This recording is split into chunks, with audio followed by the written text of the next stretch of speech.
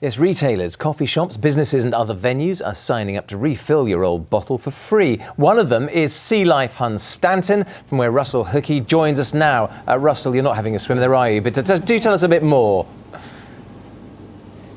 Oh, Jonathan, no, I think you'll agree that the site behind me is so amazing. We've got all the creatures of the deep on show here at Sea Life Hunstanton, and as well as that here in the exhibition there are many educational aspects, including these signs around the exhibition telling you about the dangers to aquatic life. This one showing the dangers of plastic bags which end up in the sea, and of course since the charges were introduced we've all got used to the concept of a bag for life and not using those thin disposable carriers that we used to. But what about a bottle for life? Well, that's the new idea from water companies across the country, one of them Anglia Water. Nick is from the company. What are you trying to achieve, Nick?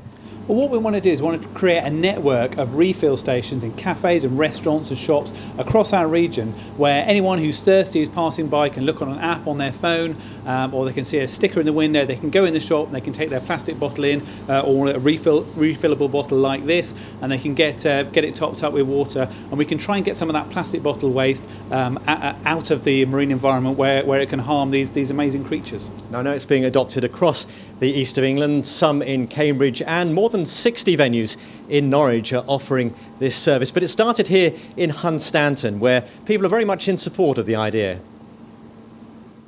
I think it's a really good idea. There are so many bottles strewn around the town, down on the beach, into the sea.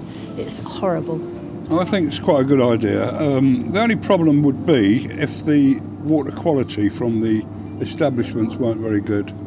Sometimes you get that sort of chemical sort of taste in there. But yeah, overall I think it's a really good idea. There's too much plastic around in the world anyway.